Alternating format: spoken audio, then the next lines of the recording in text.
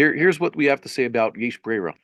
There's a very important point over here that according to the Rambam, there is Breira, but it depends. In Deraisa, there isn't, and Derabanan, there is. Okay. May I ask what? So what is Breira? Breira means that something happens after the fact to indicate what the halachic status of things were. I'll give you the example. It says here, the Rambam talks about in Truma, in the first parak, in this 21st halacha, he says, "B'med dvar ma'amurim be'eretz Yisrael shema asroth shel Torah, u'v'shel Torah ein Breira, aval im lekachu sadeh b'Surya." Let's say a Jew buys a field in Syria, which was not part of Eretz Yisrael, but Chazal decreed it was part of Eretz Yisrael because King David conquered it on his own. Would you call it a lot? No, I wouldn't. Syria it's Syrian. It's nowadays areas of what we call actual Syria. The name Syria comes from this. Status of a lot? So, a lot apparently is it might not be part of Eretz Yisrael because the Jews didn't live there in Second Temple times. Part of Olei Mitzrayim. Okay, it's part of Olei Bavel, so to speak. It's part of Olei Mitzrayim, but not Olei Bavel. So there might not be Kedusha Sa'aretz there, and also already in the Arava there isn't Kedusha Sa'aretz. So you could take you could grow crops there and use them. They don't count, supposedly. But the Rambam would say, yeah, but you're supposed to sanctify them. You're already in Bia Shlishis. You're not supposed to continue the situation as it was in Second Temple times. You have to start a new count, and you have to start counting Yovels also, and you have to reestablish which are the walled cities now. You're in the Third Commonwealth era, so you have to restart all the rules. But they haven't. So that's why it's problematic. Rav Kapach wrote that, but it's still good. The hot houses there, basically everything south of the Dead Sea, going to a lot. So that's good. Those Arava places are good places to grow crops because it's perfectly legitimate. There's no Kedusha Sa'aretz there. During Shemitah, that is. But the problem is it's supposed to be. Okay, we're in Bia Shlishis already. That's the big problem. Okay, this is a different sugya. He says the Truman Meiser there, Midivrehem, Afilu Chelko Agadish, Chelko Sha'akim Potter Miklum. Okay? So you don't have to take the Truman Meiser there. Normally there's a way to say, like, okay, this piece, whichever one he touches, that'll be his piece. Which one that comes to me, that's my share in this thing. So it doesn't work like that in the Torah. But he says with the Maisris, the Rabbanan, this Breira, which one he took shows that that was his, and the one you took that shows that was yours all along. So that works, the Rabbanan. So he has a psak over here in Meiser, the seventh parak, the first halacha. He says, "Mi shahayulu me'al log shel yain tivul min Torah." Okay, 100 log of yain. We said a log is how much? Log echad shamitz, like almost a liter. Okay, so he has 100 log of this wine, but it's tivul, like tevel. Means it's not meiser. V'omar shnei login shani atila frish mehen harei hein truma. He says the 10 log that I'm going to take out from these 100 log, remember they're one body. Okay, the 2 log, the 2 log that I'm actually going to take as truma. So those are truma. I haven't touched them, but once I remove them, then they'll be truma. Vasara maaser rishon. 10 of them are the first tithe. Tisha maaser shni. 9 are the second tithe. That's how he's supposed to do it. Lo yadchil v'yishteh. He should not start drinking. Ad shianiach besov shiur truma masroth. Until he sets aside some, actually puts it aside enough to match the truma and the meiser that he declared. Ella yafrish v'achar yishteh. Instead, he should first set aside the truma and then drink the wine. Vein omrim zeh sheiniach besof ki'ilu nivrar tchila mipnei shechiyuv truma masroth min haTorah. Can't say, well, I'm drinking, and that which remains on the bottom of the barrel, that's where the truma meiser are. Breira. It's all in one barrel right now. Don't worry, those what you said, 10 plus 9 plus 2. That comes out to 21 log of the 100. 21% basically. The 21 bottom percent, that's where all the matanos are. And what I'm drinking from, that's the chulin. He can't do that. He first has to actually separate them. Why? Because the mitzvah to take out the truma and the meiser, which is before he does it, it's not kosher. And even the truma and the meiser rishon are technically not kosher, even after he takes them out from the rest of it. Yes. So why? Because this is a Torah mitzvah. Why is the maaser rishon not kosher? The rule is that if you have a crop, right, wine, grapes, whatever it is, see, Tu B'Shvat today. Well, it was Tu B'Shvat. It's called tevel until the truma and the meiser is taken out, Okay. and it is not kosher, even for a kohen. You would have thought saying, well, there's truma in there, and truma is only kosher for kohanim, or their slaves, or their wives, or their animals. Okay. But turns out, no, even if the kohen has a crop, he has to take out the truma, physically separate the truma from the rest of it in order to make everything else kosher. Okay. So first you have to take out the truma, then you have to take out the meiser, and the Levi has to take out from that meiser more truma, and you have to take out the meiser sheni and the meiser ani. Okay. That's according to Torah law. It's not kosher until he does it. So if he has a barrel, 100 log, basically a 100-liter barrel, those big black water tanks that the Arabs have on their roofs, that's basically 100 log. Okay? That's a barrel of wine. So you can't say, well, I want to drink some of the wine now. I need some for Shabbos. So I'll declare the bottom 21 log to be the matanos. And then they're not actually physically separated. But when I get to the bottom 21, it'll show that those are the ones that have been designated. Whatever remains of the last 21 at the bottom, when I get to them, those will be the matanos. That would be an act of Breira. Okay. Okay. So we can't do that. He first has to take out 21 log as he designated. Wow. Man, I was getting in the throat. So does that make sense? Yeah. So Rambam says if the mitzvah is the rabbanon and sorry, he could have done such a thing, but it's deraisa, so he can't. Does he have to take them out in order? He just take out 21 and say this is all the matanot. That doesn't work. Well, he takes out 21. First, he has to say 10 of those are 2 of those are truma, 10 of those are meiser, 9 are meiser sheni. You can't just say 21 matanos match all of them. You could say, like according to the Chazon Ish, he says, I'm physically separating, this proper amount, and the matanos are where the Chazon Ish would say it was. He has this whole thing. The rightmost section is the truma, and the next section to its left is the meiser, and the area of the meiser that's adjacent to the truma, that's the trumas meiser. Okay, so you could say using the usual formula, but there has to be a separation. Okay. And he says, so there's another example here. Mishahayu lo mi'alog, and he says this. The Kesef Mishnah explains how this works also. So these are examples. The whole point was, here's another one. There was a woman here who she was making some dough. We can read this inside.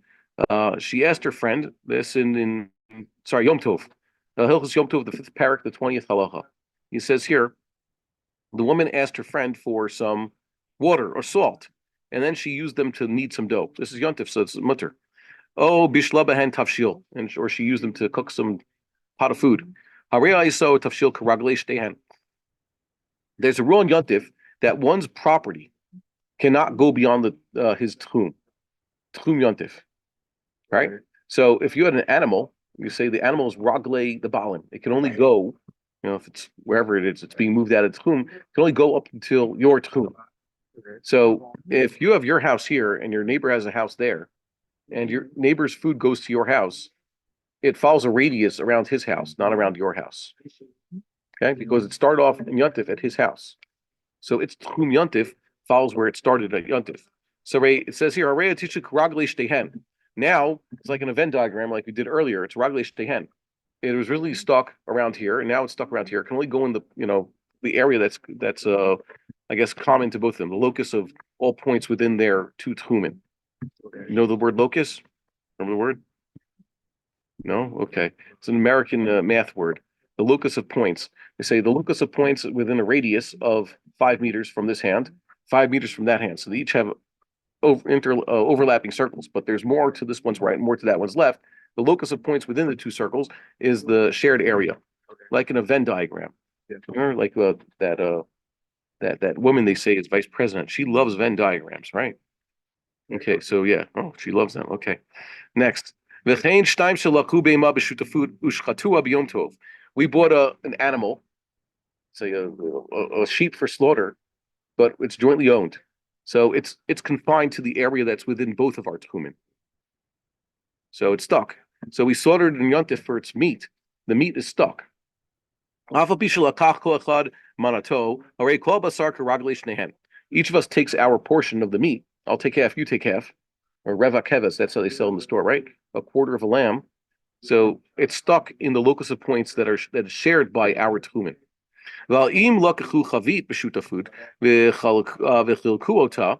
b'yom tov. Let's say we took a barrel of wine, and then we divide it. Harechel koshel echad kiraglov, shel kol echad kiraglov.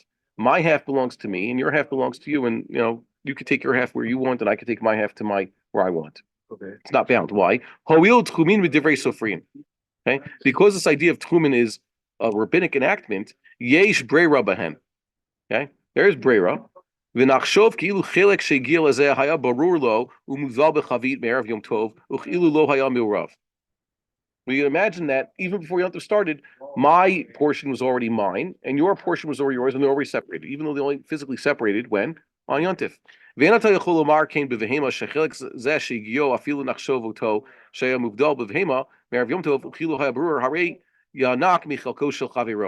an animal, we can't say such a thing. Why? The animal was alive. The animal feeds off itself. It shares one food supply.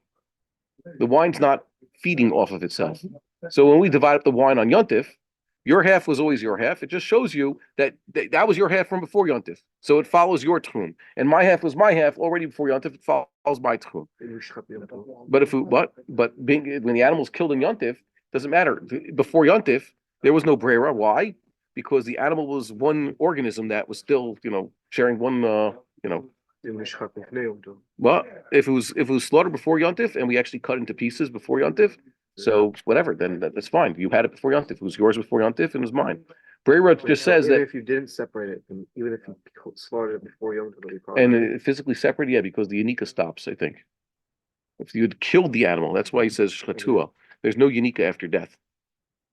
Okay? As a matter of fact, yeah, that's why you want it fresh. The whole point of, by the way, the whole point of the Chazal saying that it's permissible to slaughter an animal in Yontif is why? Because you can't compare meat slaughtered today for meat slaughtered yesterday. They didn't have refrigeration back then. Not only that, when Passover and the other holidays roll around here in Israel, it's usually already quite warm out. You can't say, "Oh, I'll put it outside; it'll be refrigerator temperature." It's just not. It's if you want fresh meat, you have to kill it that day. So he